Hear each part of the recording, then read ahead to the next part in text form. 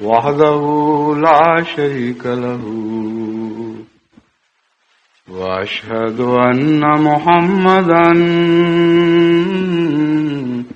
عبده ورسوله أما بعد فأعوذ بالله من الشيطان الرجيم بسم الله الرحمن الرحيم الحمد لله رب العالمين الرحمن الرحيم مالك يوم الدين إياك نعبد وإياك نستعين اهدنا الصراط المستقيم صراط الذين أنعمت عليهم غير المغضوب عليهم ولا الضالين.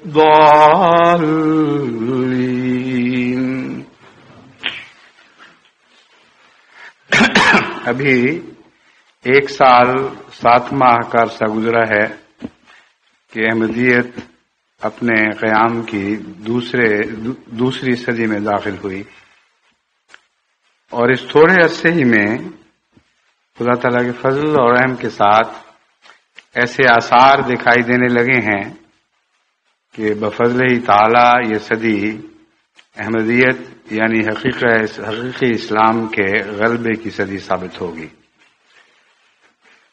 مختلف ممالک میں، مختلف قوموں میں جہاں اس سے پہلے احمدیت کے نفوذ کے رستے بند تھے، نہ صرف یہ کہ رستے کھلے ہیں بلکہ احمدی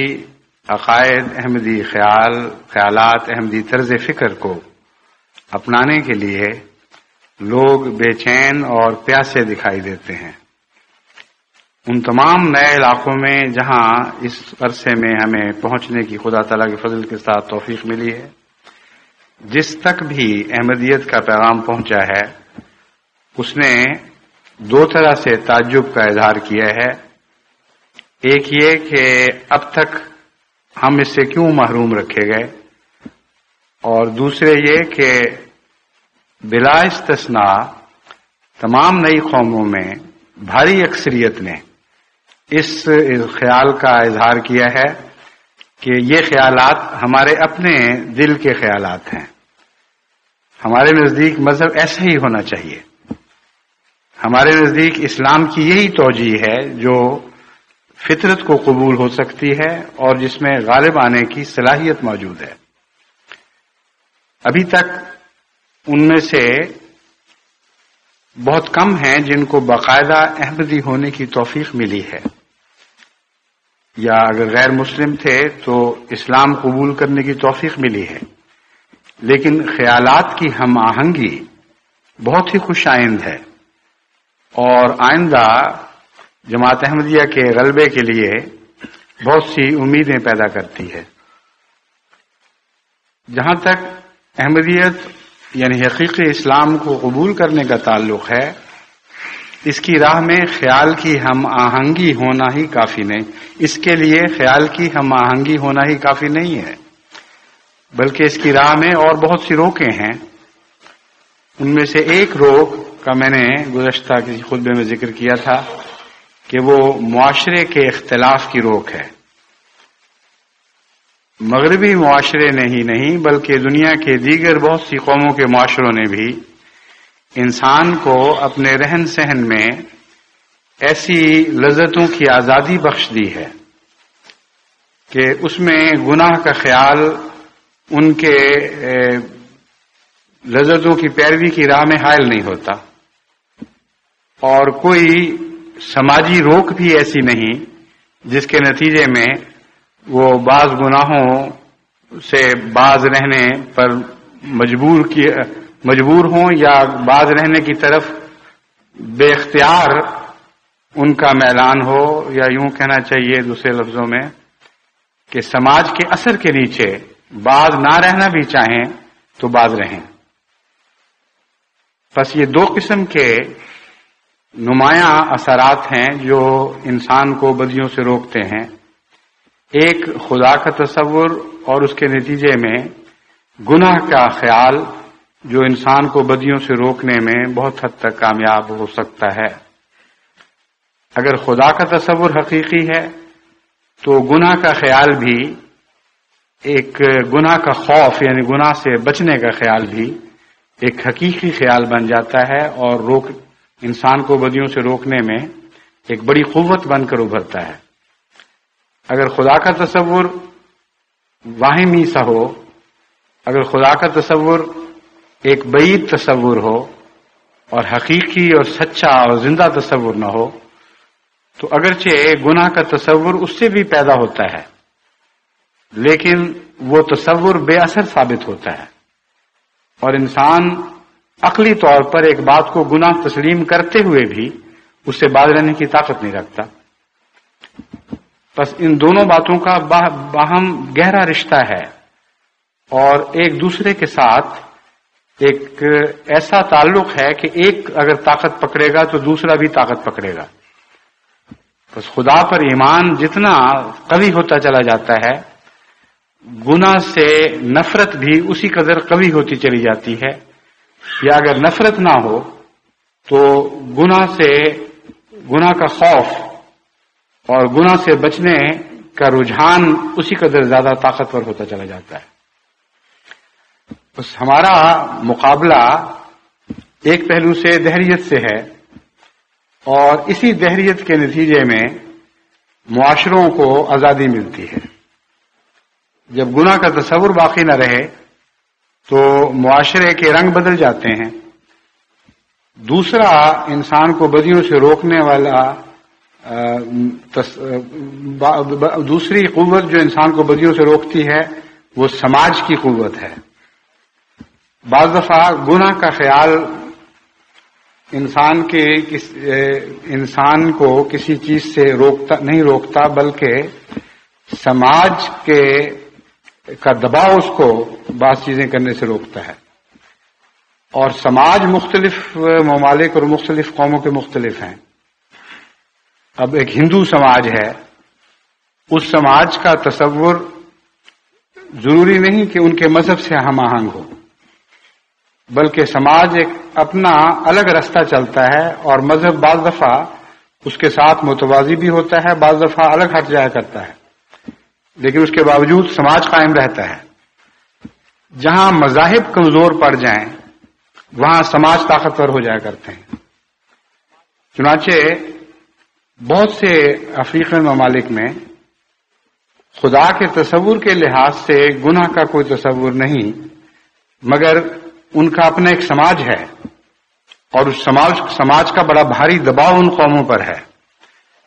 وہ عام مذہبی نقطۂ نگاہ سے گناہ کریں تو کوئی روکنے ٹوکنے والا نہیں، لیکن سماج کے خلاف بات نہیں کر سکتے۔ اسی طرح تمام دنیا میں سماج کے دباؤ ہیں۔ مغربی معاشرہ بھی ایک سماج ہے، اس کا نیکی اور بدی سے کوئی تعلق نہیں ہے، اس کا خدا کے تصور سے کوئی تعلق نہیں ہے، بلکہ قوم نے اپنا ایک رہن سہن بنا لیا ہے جس پر مذہبی دباؤ مذہبی اثرات بہت ہی کم ہیں۔ لہذا جس معاشرے کو ہم عیسائی معاشرہ سمجھ رہے ہیں، یہ در حقیقت عیسائی معاشرہ نہیں ہے، بلکہ عیسائیت کے خلاف بغاوت کے نتیجے میں پیدا ہوا ہے۔ بہرحال جب ہم ان قوموں کو تبلیغ کرتے ہیں تو جیسا کہ میں نے پہلے بیان کیا تھا، ہمارے سامنے اسلام کے مقابل پر عیسائیت کھڑی نہیں ہوتی، نہ اسے کھڑا ہونے کی طاقت ہے، بلکہ اسلام کے مقابل پر مغربی سماج سامنے آ کھڑا ہوتا ہے، اور ان قوموں کے لیے اپنے سماج کو چھوڑ کر مذہب کو قبول کرنا جو سماج میں بھی دخل انداز ہو اور سماج کے اطوار بدلنے کی کوشش کرتا ہو، بہت ہی مشکل کام ہے۔ بس اس لحاظ سے ایک اگلی صدی کے جو ہمارے مقابلے درپیش ہیں ان میں ایک مقابلے کا میدان سماج کے ساتھ مقابلہ ہوگا، اور اس بارے میں پہلے میں نے آپ کو متنبہ کیا تھا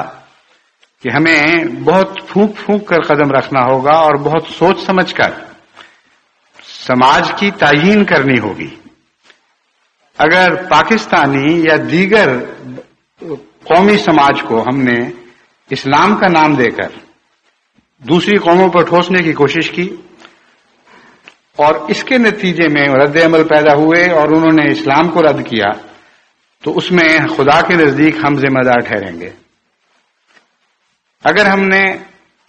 دوسری طرف سماج کو راضی کرنے کی خاطر اسلامی اقدار کو قربان کر دیا، اور اس خطرے سے کہ کہیں اس وجہ سے یہ اسلام کو رد نہ کر دیں کہ اسلام ان کے سماج سے ٹکراتا ہے، اسلام میں تبدیلیاں کرنی شروع کر دیں، تو پھر بھی یقیناً ہم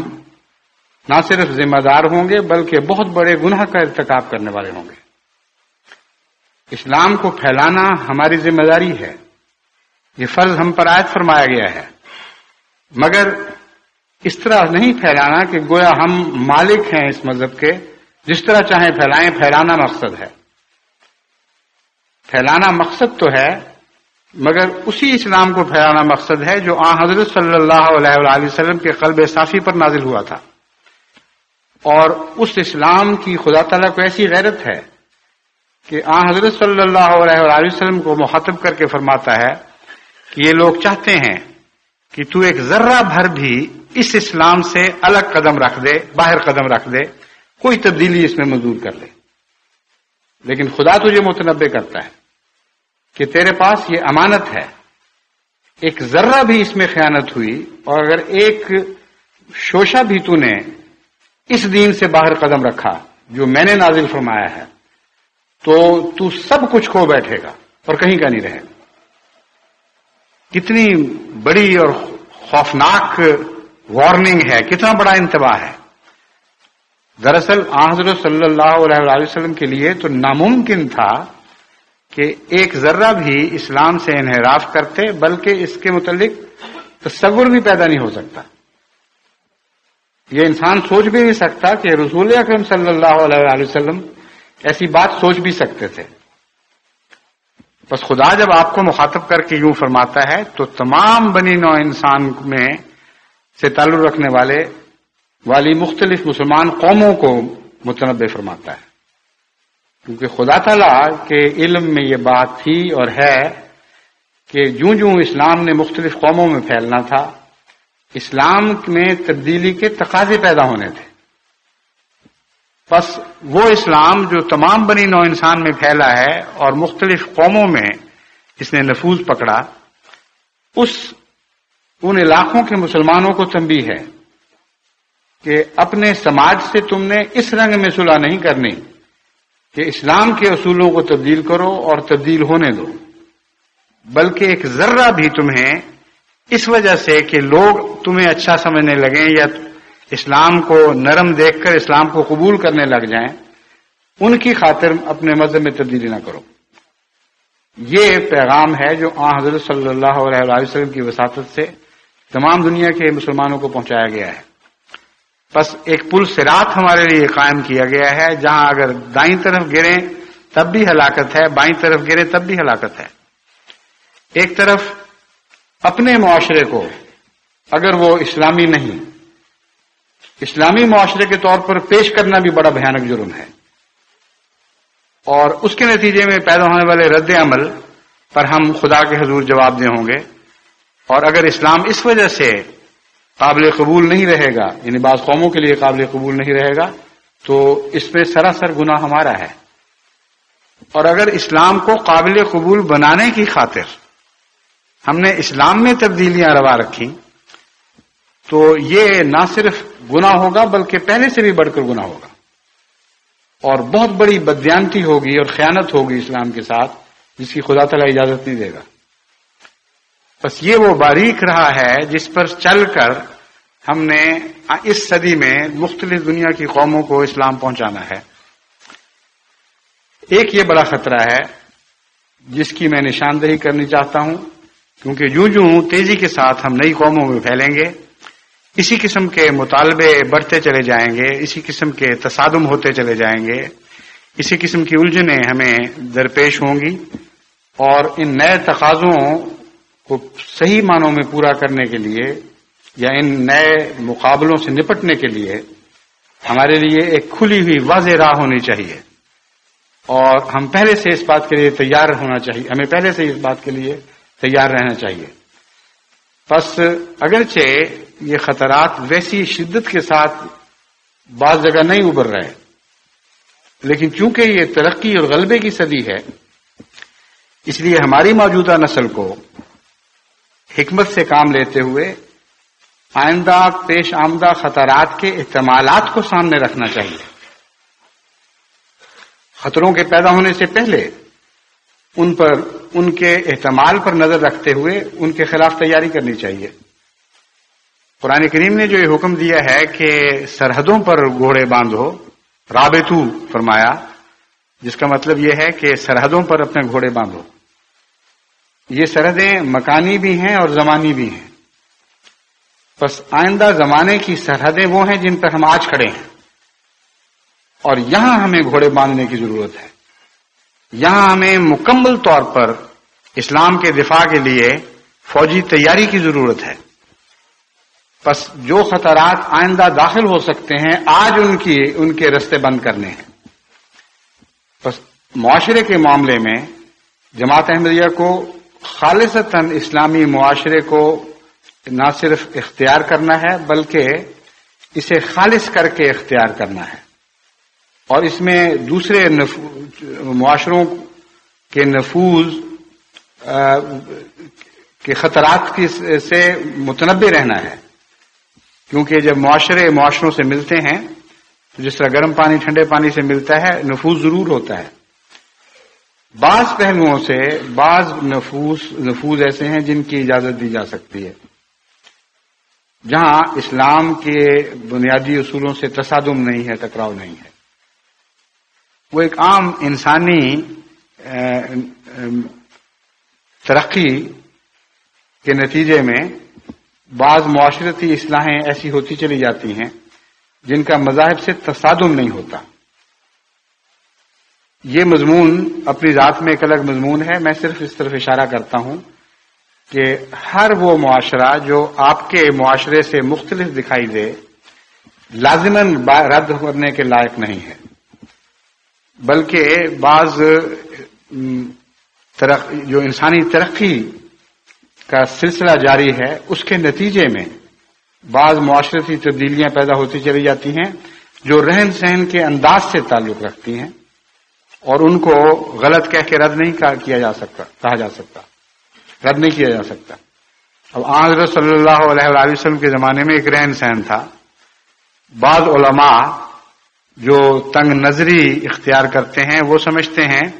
کہ اسی قسم کی چادریں پہننا، اسی قسم کی چٹائیوں پر لیٹنا، اسی طرح کی شلواریں اور قمیصیں استعمال کرنا یہی اسلامی معاشرہ ہے، اور یہ کہنے کے باوجود ان کا اپنا رہن سہن اس سے مختلف ہے۔ نہ ویسی ٹوپیاں پہنتے ہیں، نہ ویسی غذا کھاتے ہیں، پھر اگر وہ اپنے اس عقیدے میں سچے ہوں تو ان کو پھر اسی کی طرح کھجوریں بھی کھانی چاہیے اور اونٹ کا دودھ پینا چاہیے۔ اگر اسی کا نام اسلامی معاشرہ ہے تو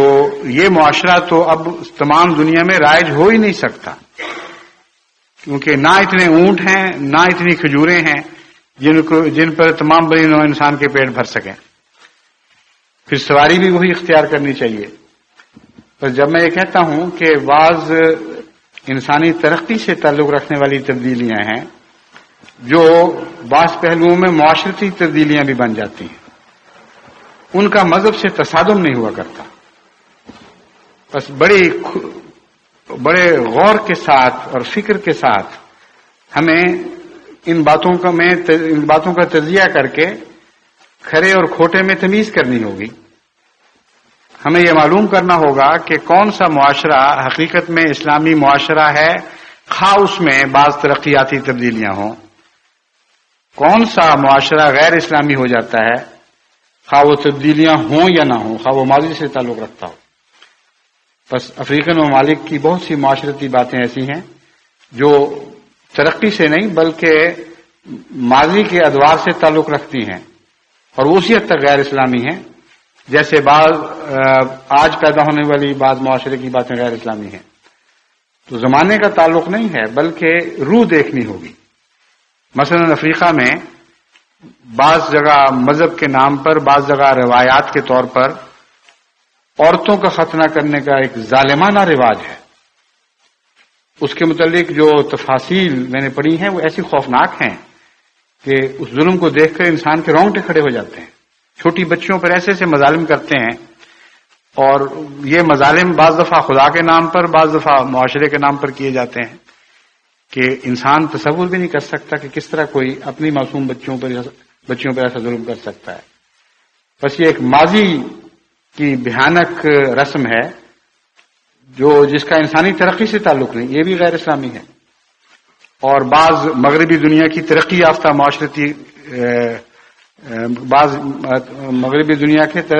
معاشرتی رجحانات بھی غیر اسلامی ہیں. تو بہت کچھ مل جل گیا ہے، بہت سے ابہام پیدا ہو چکے ہیں. اور جس طرح سونے کی تلاش کرنے والا اس لیے ریت کو رد نہیں کر دیتا کہ اس میں کہیں کہیں سونے کے ذرے ہیں، بلکہ اس کو چھانتا ہے، دھوتا ہے، محنت کرتا ہے، بعض کیمیائی اثرات کے ذریعے غیر سونے کو الگ کرتا ہے اور سونے کو ذرات کو الگ کرتا ہے. بہت محنت کرنی پڑتی ہے. بس اسلامی معاشرے کی حفاظت کے لیے اس سے بھی زیادہ محنت کرنی پڑے تب بھی یہ درست بلکہ ضروری ہے. بہرحال یہ ایک ایسا مضمون ہے جس پر آج سے ہمیں نظر رکھنی ہوگی اور مستقلاً اگلی صدی میں اس راہ سے داخل ہونے والے ہر خطرے کا مقابلہ کرنا ہوگا. اسی وجہ سے میں نے بہت سے خطبات اور خطابات میں معاشرے کو اپنا موضوع بنایا. اور معاشرے سے متعلق اب جرمنی میں جب خواتین کے اجلاس میں میری تقریر ہوئی تو اس میں بھی میں نے اسی موضوع پر خطاب کرتے ہوئے بہت سے پہلوؤں سے پردہ اٹھایا اور یاد کرایا کہ دیکھو جس قوم میں تم لوگ آ کے بسے ہو، یعنی مغربی جرمن قوم میں، ان کے اندر بعض مغربی معاشرے کی بدیاں بھی موجود ہیں. لیکن یاد رکھو کہ تم بھی جس معاشرے کو لے کر اس ملک میں داخل ہوئی ہو، تم بہت سی ایسی معاشرتی بدیاں ساتھ لائی ہو جن کا اسلام سے کوئی تعلق نہیں، اور وہ بدیاں بھی بڑی بھیانک ہیں. اس لیے تم یہ نہ سمجھنا کہ تم اسلام کے علم بردار بن کر ان کے سامنے اپنی ہر عادت کو اسلامی بنا کر پیش کر سکتی ہو. اگر تم ایسا کرنے کی حماقت کرو گی تو اسلام کو شدید نقصان پہنچے گا، اور یہ قومیں حق رکھیں گی کہ اس معاشرے کو جس کو تم اسلام بنا کر پیش کر رہی اس کو رد کر دیں. اس کے برعکس ان کے معاشرے میں بہت سی رد کرنے کی باتیں ہیں، لیکن بہت سی اچھی باتیں بھی ہیں جو ان کا معاشرتی حصہ بن چکی ہیں. ان کو قبول کرنا تمہارے لیے فرض ہے. اور یہ خیال کہ یہ غیر قوموں کی باتیں ہیں، انہیں ہم کیسے اپنائیں، یہ بالکل غلط اور بے بنیاد بات ہے. کیونکہ حضرت صلی اللہ علیہ وآلہ وسلم نے ہمیشہ کے لیے اس نفسیاتی روگ کو دور فرما دیا جب فرمایا الحکمت ضالۃ المومن، کہ حکمت کی بات مومن کی گمشدہ اونٹنی کی سی حیثیت رکھتی ہے. جیسے کسی کی اونٹنی گم چکی ہو اور وہ اسے ملے تو وہ اسے غیر کر کے دھتکار نہیں دیا کرتا، خواہ اسے کسی غیر قوم سے ملے. اگر کسی کی گمشدہ اونٹنی، کسی عرب کی گمشدہ اونٹنی کسی دشمن قبیلے سے بھی ملتی تھی تو اسے بڑے شوق سے اسے لے کے جاتا تھا اور لوگوں کی نظریں بچا کر لے کے جاتا تھا اور اپنا حق سمجھتا تھا. یہ کوئی عرب رسم نہیں بلکہ اس کا اطلاق انسانی فطرت پر ہوتا ہے، اور ہر چیز جو جس کی گمی ہوئی جہاں بھی ملتی ہے وہ اسے اپنا حق سمجھ کر لیتا ہے. بس حضرت صلی اللہ علیہ وآلہ وسلم نے الضالۃ المومن کہہ کر حکمت کو ایک تو مومن کی ملکیت قرار دیا، یعنی مومن حکمت کے لیے حکمت کے ساتھ پیدا کیا گیا ہے، اور حکمت کے بغیر مومن کی کوئی حیثیت نہیں۔ مومن کا اثاثہ، مومن کا مال، مومن کا سب کچھ حکمت ہی ہے، اور مومن کے لیے یہ ممکن ہے کہ مومن رہتے ہوئے حکمت کی باتیں کھو دے۔ بس میرے نزدیک اس میں ایک پیشگوئی بھی تھی،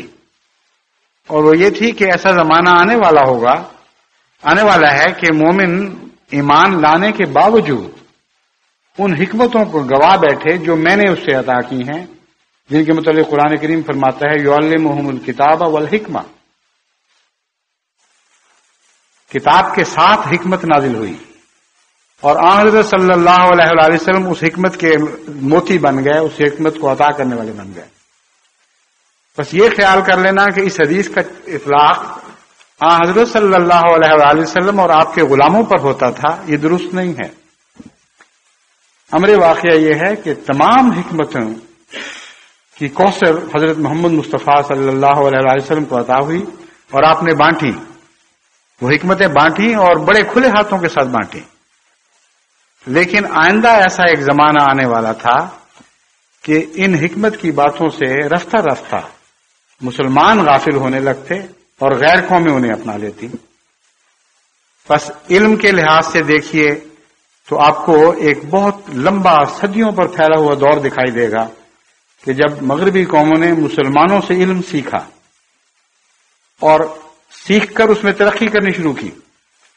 اور مسلمانوں نے وہ علم اس طرح دے دیا جس طرح پھٹے پرانے کپڑے انسان کسی کو دے دیتا ہے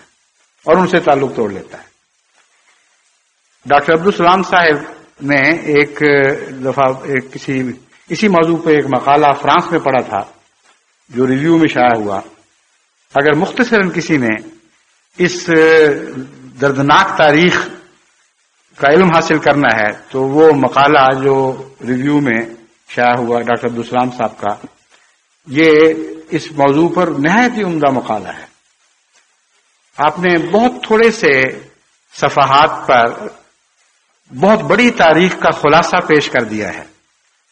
اور اس کا خلاصہ یہی ہے کہ بدقسمتی سے چند 100 سال کے اندر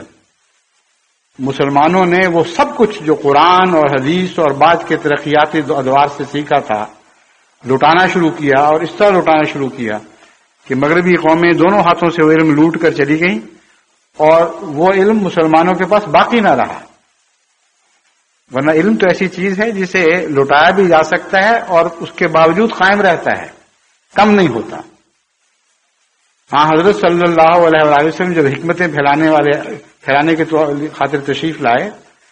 تو حکمتوں کے پھیلانے سے آپ کی حکمت کم تو نہ ہوئی، بلکہ امر واقعہ یہ ہے کہ علم اور حکمت پھیلانے سے بڑھتے ہیں۔ بہرحال اس حدیث سے یہ اندازہ ہوتا ہے کہ حضرت صلی اللہ علیہ وسلم کی آئندہ زمانوں پر نظر تھی، اور آپ جانتے تھے کہ ایک وقت ایسا آئے گا کہ حکمت جو مومن کی ملکیت ہے اس سے گم جائے گی اور غیر قوموں میں چلی جائے گی۔ اس وقت علماء اٹھیں گے اور کہیں گے کہ یہ مغربی علوم ہیں، ان کو حاصل نہیں کرنا، یہ غیر قوموں کی حکمتیں ہیں، ان سے پرہیز کرنا ہے۔ علماء کی آوازیں تمہیں جاہل بنانے کے لیے اٹھیں گی۔ اس وقت یاد رکھنا کہ میں محمد مصطفیٰ صلی اللہ علیہ وسلم بلند آواز سے تمہیں یہ مخاطب کر کے کہہ رہا ہوں کہ اے آنے والے مسلمانوں، ان جاہل علماء کی آواز پر کان نہ دھرنا، یہ حکمتیں تمہاری حکمتیں ہیں، تم سے غیروں نے لی تھی، اور ان کو اپنا سمجھ کر اپنا لینا، اور پھر تلافی مفاد کرنا اور ان باتوں میں آگے بڑھنا۔ اور قرآن کریم کی اس تعلیم کو یاد رکھنا، کنتم خیر امت اخرجت للناس، تمہیں خیر امت بننے کے لیے نہ صرف یہ کہ اپنی کوئی حکمتیں واپس لینا ہوں گی، بلکہ اتنا ترقی کرنی ہوگی کہ ان حکمتوں کو دوبارہ دنیا میں لوٹانا شروع کرو اور پھیلانا شروع کرو، مگر اس طریق پر کہ تم اور بھی زیادہ ان علوم میں اور ان حکمتوں میں ترقی کرو جن کا فیض تم سے غیروں کی طرف جاری ہو رہا ہو۔ بس یہ وہ مضمون ہے جس کے پیش نظر میں نے ان کو متنبہ کیا کہ تم اسلام کی تعلیمات کی علم بردار تو ہو، اسلام کی تعلیمات کی اجارہ دار نہیں رہی۔ بدقسمتی سے اسلام ایک ایسے دور سے گزر چکا ہے جس میں یہ حکمتیں اسلام سے کھوئی گئیں اور غیر قوموں نے حاصل کر لیں۔ تم جن میں آ کے بسی ہو، یہاں تمہیں وہ حکمتیں بھی نظر آئیں گی اور وہ علوم بھی دکھائی دیں گے۔ ان کو اخذ کرنے میں ہرگز تردد نہیں کرنا اور جھوٹی لاف اور تعلی سے کام نہیں لینا کہ ہم دنیا کو دینے کے لیے آئے ہیں، ہمارا معاشرہ سب سے اچھا ہے، اس لیے جو کچھ ہم تمہارے لیے لے کے آئے اس کو اسی طرح قبول کر لو۔ یہ تو قابل قبول نہیں ہے کہ پنجاب کے کسی ایک ضلع کا معاشرہ، مثلا گجرات کا معاشرہ، جرمن قوموں پر ٹھونس دیا جائے کہ یہ اسلامی معاشرہ ہے۔ وہ معاشرہ جو اسلام کے اکثر کی تعلیم کے اکثر حصوں سے بالکل عاری ہو چکا ہو، جہاں چوری عام ہو، جہاں جھوٹ عام ہو، جہاں دھوکہ عام ہو چکا ہو، جہاں بدنظری عام ہو، ہر قسم کی بیماریاں اور غلط رسوم اس طرح رائج ہو چکی ہوں کہ عملاً ایک اسلامی ملک میں ایک غیر اسلامی رواج قائم ہو چکا ہو اور غیر اسلامی سماج نے قوم کو جکڑ لیا ہو۔ ایسی بد رسوم، ایسی بد عادات کو اسلامی معاشرہ پیش کرنے کا حق کس نے دیا ہے ہم لوگوں کو؟ بس اسی مضمون سے تعلق رکھنے والی باتیں تھیں جو میں نے اپنے رنگ میں ان کو سمجھائیں اور بتایا کہ بعض باتوں سے اعتراض لازم ہے۔ جہاں بے حیائی کی تعلیم ہے جو مغرب دے رہا ہے، جہاں اور بہت سے ایسے بنیادی نقائص ہیں جو اسلام کی پاکیزہ آئلی زندگی کو مجروح کرنے والی باتیں ہیں، ان سے اعتراض لازم ہے، لیکن دیگر اچھی باتوں سے نہ صرف یہ کہ اعتراض لازم نہیں بلکہ ان کو اختیار کرنا ضروری ہے۔ بس یہ وہ مقابلوں کے میدان ہیں جو ہمارے لیے اس صدی میں کھولے جا رہے ہیں، اور ان کے متعلق تمام دنیا کی جماعتوں کو ایسے مقالوں کا انتظام کرنا چاہیے، ایسے طریق اختیار کرنے چاہیے جس سے عام احمدی کی تعلیم و تربیت ہو، اس کے ذہن اور اس کی قلبی صلاحیتیں اجاگر ہوں۔ صرف یہی نہیں کہ ہم نصیحت کے ذریعے اسے بتائیں کہ اسے کیا کرنا چاہیے، بلکہ میں یہ چاہتا ہوں کہ ہر جگہ کی جماعتیں اپنے اپنے ملک کے لحاظ سے ایسے اسٹڈی گروپس بنائیں، ایسے صاحب عقل و فہم لوگوں کی سوسائٹیاں قائم کریں یا ان کی ادارے قائم کریں جو ان باتوں پر غور کریں، اور ہر ملک میں اس لحاظ سے ریسرچ کے کھلے میدان پڑے ہوئے ہیں۔ غانا کی رسوم اگرچہ وہ افریقہ ہے، باقی افریقہ کے ممالک سے مختلف بھی ہیں۔ نائجیریا کی رسوم اگرچہ وہ افریقہ ہے، باقی افریقن ممالک سے مختلف بھی ہیں، اور ان رسوم میں سے کچھ ایسی ہوں گی جو اسلامی مزاج رکھتی ہوں گی، اور کچھ ایسی ہوں گی جو یقیناً اسلامی مزاج سے آری بلکہ اس کے مخالف ہوں گی۔ اسی طرح جاپان کا معاشرہ ہے، اسی طرح چین کا معاشرہ ہے۔ جن نئی قوموں میں احمدیت داخل ہوئی ہے ان میں بعض جگہ اسلام پہلے سے موجود تھا لیکن بگڑی ہوئی صورت میں، اس کی وجہ سے اور بھی زیادہ الجھنیں پیدا ہو چکی ہیں، اور مسلمانوں کے علاقوں میں بھی غیر اسلامی رسم و رواج جڑ پکڑ چکے ہیں اور انہوں نے قومی معاشرے کا لبادہ اڑا ہوا ہے۔ بس ملکوں کے اندر بھی پھر فرق ہے۔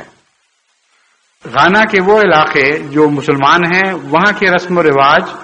ان علاقوں سے مختلف ہیں جو عیسائی ہیں، اور عیسائی علاقوں کے رسم و رواج کسی حد تک ان علاقوں سے مختلف ہیں جو پیگن کہلاتے ہیں، یعنی بد مذہب۔ اور اس کے باوجود تینوں کے اندر اقدار مشترکہ بھی ہیں، یعنی مشترک اقدار ایسی ہیں جو اسلامی بھی ہیں اور مشترک اقدار ایسی بھی ہیں جو کلیتاً غیر اسلامی ہیں۔ تو ایک ہی ملک کا اگر آپ تجزیہ کریں تو آپ حیران ہو جائیں گے کہ کس طرح کھچڑی پکی ہوئی ہے، اور وہاں بڑی واضح نظر کے ساتھ ان امور کا مطالعہ کرنا، ان رجحانات کا تجزیہ کرنا اور اسلامی معاشرے کے نقوش کو نتھار کر اور الگ کر ان قوموں کے سامنے پیش کرنا ایک بہت ہی بڑا اور عالمگیر چیلنج ہے جو جماعت احمدیہ کو درپیش ہے. اور جتنا اس صدی میں یہ چیلنج ابھرا ہے یا ابھرنے والا ہے، ویسا پچھلی صدی میں آپ کو عشر عشیر بھی اس کے ساتھ واسطہ نہیں پڑا. بس اب چاہیے کہ ہم تمام ممالک میں ان امور کے اوپر غور کرنے کے لیے کمیٹیاں بنا دیں، بعض دانشوروں کو اس طرف متوجہ کریں، بعض تحقیقات کے سیل قائم کریں، اور ان میں دونوں قسم کے تحقیق کرنے والے شامل ہونے چاہیے. جہاں پاکستانی موجود ہیں، ہندوستانی موجود ہیں اور اس کے علاوہ دوسری قومیں ہیں، وہاں بہتر یہ ہوگا کہ کچھ پاکستانی اور ہندوستانی بھی ان قوموں کے محققین کے ساتھ شامل کر لیے جائیں. اور جہاں یہ نہیں ہیں وہاں ضروری ہے کہ جو بھی تحقیق ہو اور جس نہج پر اس تحقیق کے نتائج نکلیں ان سے مرکز کو ساتھ کے ساتھ مطلع رکھا جائے، تاکہ اگر کسی جگہ کوئی غلط فہمیاں پیدا ہونے کا خطرہ ہے تو انہیں دور کرنے کی کوشش کی جائے. پردہ ہے مثلا، پردے میں بھی اتنے اختلافات ہیں کہ اس کی وجہ سے اب ایک بالکل نئی صورت سامنے ابھر کے آ رہی ہے. ہمارے اپنے ملک میں بھی پردے کی دو قسمیں ہیں، کئی قسمیں ہیں لیکن نمایاں طور پر دو قسمیں ہیں. ایک دیہاتی پردہ اور ایک شہری پردہ. دیہاتی پردے میں ملانوں کے گھروں کے سوا الا ماشاء اللہ پردہ عام چادر سے کیا جاتا ہے، اور روز مرہ عورتیں وہ کام کرتی ہیں جن میں برقع ممکن ہی نہیں ہے، برقع اوڑھنا ممکن ہی نہیں. وہ کھیتوں میں جاتی، روزمرہ کے کام کرتی، بھٹیارنے دانے بھونتی اور کئی قسم کے ایسے کاموں میں خواتین مصروف رہتی ہیں جن کے متعلق اس جگہ کے ملا بھی یہ کہنے کی ضرورت نہیں کرتے کہ یہ غیر اسلامی طرز زندگی ہے. اب یہ ایک سوال ہے مثلا چھوٹا سا، کیا واقعی یہ غیر اسلامی طرز زندگی ہے؟ اگر نہیں تو پھر شہروں کا پردہ مختلف کیوں ہے؟ مختلف ہے تو کس حد تک اسے مختلف ہونے کا حق ہے؟ پردے کی روح کیا ہے اور کہاں کن حالات میں کس صورت میں وہ ابھرے گا؟ افریقہ میں پردے کی اور نوعیت ہے اور پردے کے مسائل مختلف ہیں. بعض جگہ افریقہ میں، بعض مسلمان علاقوں میں پردہ اتنا سخت ہے کہ یوں معلوم ہوتا ہے کہ عورت نے تمبو اوڑھا ہوا ہے اور وہ تمبو میں قید ہر جگہ پھر رہی ہے. معلوم ہوتا ہے ان علاقوں کے علماء نے حرم مقصوراتوں فی الخیام کی غلط تشریح سمجھی. وہ سمجھے کہ جو قرآن کریم میں ذکر ہے کہ جنت میں حوریں ہوں گی جو قلع بند ہوں گی خیموں کے اندر، اس سے مراد یہ ہے کہ ان کو ایسا برقع اڑا دو کہ بالکل یوں لگے کہ تمبو پھر رہا ہے، یہی حوریں ہیں. محض ایک جاہلانہ تشریح ہے جس نے ایک کری منظر پیدا کیا ہے. کبھی حضرت صلی اللہ علیہ وسلم کے زمانے میں معاشرے نے یہ رنگ اختیار نہیں کیا تھا. اس کے برعکس دوسری طرف اسی ملک میں چلے جائیں تو عورتیں اس طرح پردے سے بے نیاز ہیں کہ چھاتیاں بھی ننگی اور اس کا کوئی شرم بھی نہیں. یعنی یہ نہیں سمجھا جاتا کہ یہ کوئی بے شرم عورت ہے جو ننگی پھر رہی ہے، بلکہ کچھ غربت کے اثرات، کچھ پرانے معاشرے کے اثرات وہ اس بات میں کسی قسم کی حیا محسوس ہی نہیں کرتی. نہ دیکھنے والا سمجھتا ہے کہ کوئی عجیب بات ہے. اب ایک ہی ملک میں یہ دو کنارے ہیں. اسلامی معاشرہ کیا ہے؟ وہ بیچ کی کیا راہ ہوگی جہاں ان لوگوں کو بھی کھینچ کر لانا ہوگا اور ان لوگوں کو بھی کھینچ کے لانا ہوگا؟ یہ سوال اس ملک کے لیے ایک خاص اہمیت اختیار کر جاتا ہے. بس صرف پردے ہی کو لے لیں آپ تو ہر ملک کے چیلنج الگ الگ ہیں. ہر ملک کے معاشرے کی شکلیں مختلف، اور ان شکلوں میں سے اسلامی خد و خال تلاش کرنے ایک مختلف مسئلہ بن جاتے ہیں. بس تمام دنیا میں جب تک مقامی طور پر ابھی سے ان امور کی طرف توجہ شروع نہ کی جائے، آئندہ بڑے بھاری خطرات درپیش ہوں گے۔ سب سے بڑا خطرہ یہ ہے کہ احمدیت مختلف ممالک میں مختلف برتنوں میں پڑھ کر مختلف شکلیں اختیار کر جائے گی۔ اسلام یا حقیقی احمدیت یعنی حقیقی اسلام، اس کی دو شکلیں ہو سکتی ہیں۔ ایک تو پانی کی شکل کہ جس معاشرے میں جائے اس کے مطابق کچھ نہ کچھ ڈھل جائے، اور ایک منجمد چیز کی شکل کہ جو ڈھل نہیں سکتی، کاٹی جاتی ہے۔ اسلام ان دونوں کے مابین چیز ہے، بعض پہلوؤں سے ڈھلنے کی صلاحیت بھی رکھتا ہے اور اختیار بھی رکھتا ہے، بعض پہلوؤں سے منجمد ہے اور اس معاملے میں اتنی سختی سے منجمد ہے کہ کاٹے بغیر نئی شکل اختیار کر نہیں سکتا اور کاٹنے کی اجازت نہیں ہے۔ بس ایک مثال کو لے کر پوری طرح اسلام پر چسپاں کرنا بھی ممکن نہیں، دوسری مثال کو لے کر بھی اسلام پر پوری طرح چسپاں نہیں کیا جا سکتا۔ ان دونوں کے مابین ایک رستہ ہے جو اسلامی رستہ ہے، اسے اختیار کرنا ہوگا۔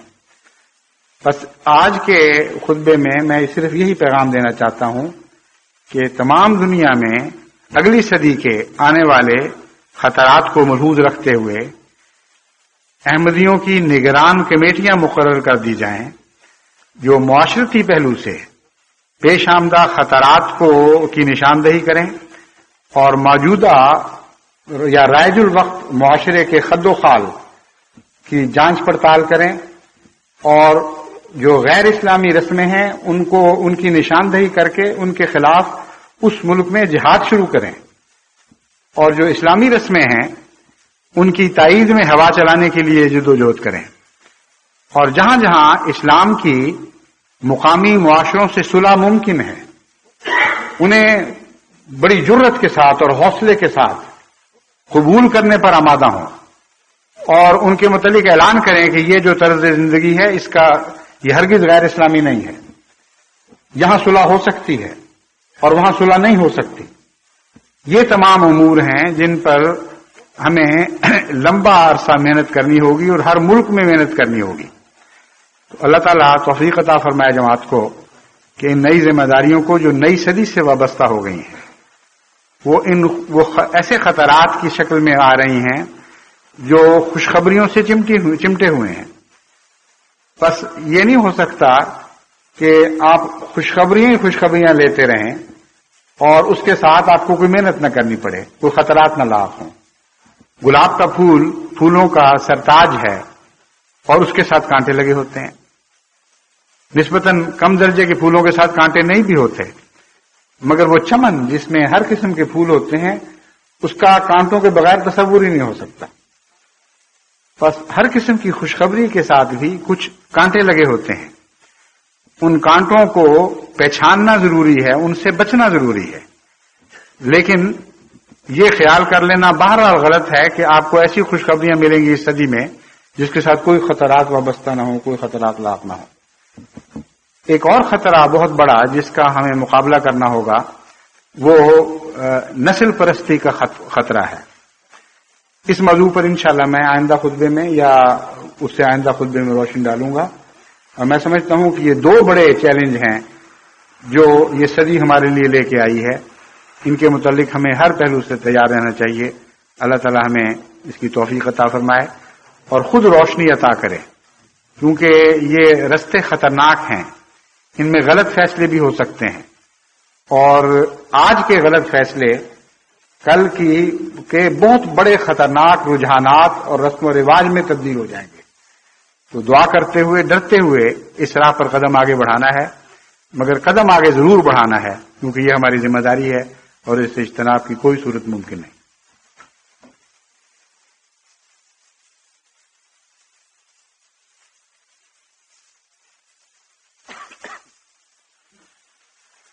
الحمد لله نحمده ونستعينه ونستغفره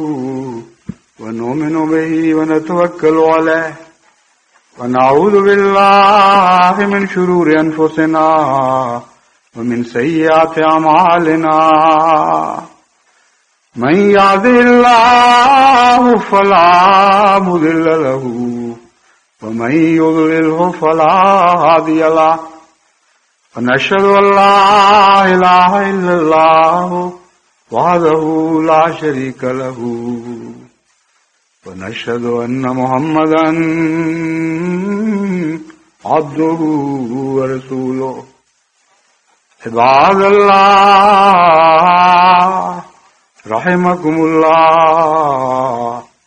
إن الله يأمر بالعدل والإحسان وإيتاء ذي القربى وينهى عن الفحشاء والمنكر والبغي يعظكم لعلكم تذكرون اذكروا الله يذكركم وادعوه يستجب لكم ولذكر الله أكبر